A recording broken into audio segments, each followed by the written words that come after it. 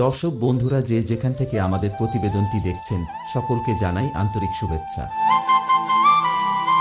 তো দর্শক, আপনারা জানেন যে আমরা বিভিন্ন ধরনের নার্সারি বিষয়ক ভিডিও আপনাদেরকে দিয়ে থাকি। আজকে সেরকমই একটা প্রতিবেদন দিচ্ছি। আর এ ফলটি হচ্ছে আম। চলতি মৌসুমে আমের বাম্পার ফলন হয়েছে। আসার কথা হলো, রাজশাহী অঞ্চলের বাইরেও পাহাড় ঘিরে আমের নতুন সাম্রাজ্য গড়ে উঠেছে। 3 পার্বত্য অঞ্চলে এবার 3000 কোটি টাকার আম বাণিজ্যের সম্ভাবনা রয়েছে। আম একটি অত্যন্ত গুণগতমান ফল যা বাংলাদেশে অত্যন্ত জনপ্রিয়। আমের বাম্পার ফলন পেতে কৃষকদের কিছু করণীয় আছে। মুকুল ধরার সময় আমের মুকুল ঝরে পড়া থেকে বাঁচতে হলে সঠিকভাবে নির্ধারণ করতে হবে। মুকুল ধরার 15 দিন আগে উপযুক্ত নির্দিষ্ট পদ্ধতি অনুসরণ করুন। আম গাছে ফুল আসার 1-5 দিন আগে পর্যাপ্ত সেচ দিতে হবে। টিএসপি ও এমপি সার 200 থেকে 250 গ্রাম করে দিতে হবে 2 থেকে 3 বছর বয়সের গাছে। 4 থেকে 5 বছর বয়সের গাছে 300 থেকে 350 গ্রাম। 6 থেকে 7 বছর বয়সের গাছে 400 থেকে 500 গ্রাম। ফুল ফোটার সময় মেঘলা ও কুয়াশাচ্ছন্ন আবহাওয়া থাকলে পুষ্পমঞ্জরিতে পাউডারি মিলডিউ ও অ্যানথ্রাকনোজ রোগের আক্রমণ হতে পারে। এতে গাছের পাতা, কচি ডগা, মুকুল ও কচি আমে কালো দাগ পড়ে। প্রতিকার হচ্ছে, মুকুল আসার 10 দিনের মধ্যে একবার প্রতি লিটার পানির সঙ্গে 1 মিলিলিটার রিপকর্ড বা সিমবুজ 10 ইসি এবং 0.5 মিলিলিটার টিল্ট 250 ইসি একসাথে মিশিয়ে আমের মুকুল, পাতা, কাণ্ডে স্প্রে করতে হবে।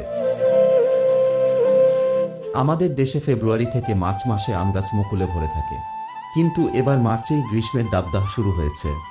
অনেকেই হয়তো ভাবছেন গাছে প্রচুর মুকুল আসছে, কিন্তু সব ঝরে যাচ্ছে কেন? দেখুন, আম গাছের একটা ডালে অনেকগুলো ফুল থাকে।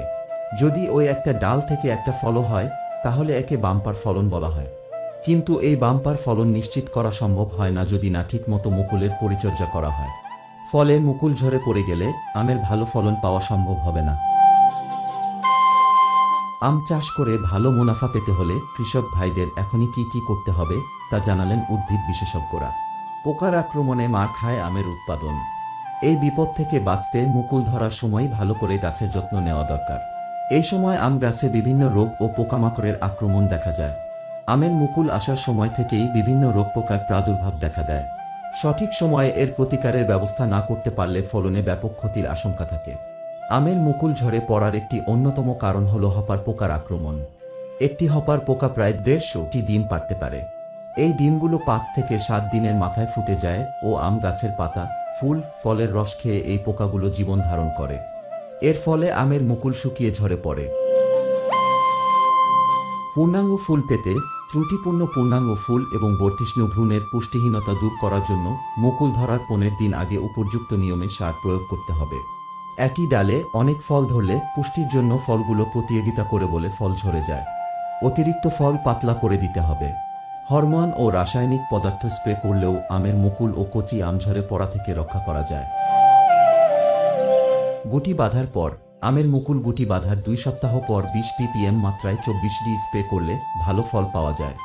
আমের গুটি মসুর দানার মতো বড় হলে 10 লিটার পানিতে 2 থেকে 3 মিলিলিটার প্লানাফিক্স স্প্রে করলে ফল ঝরা বন্ধ হয়।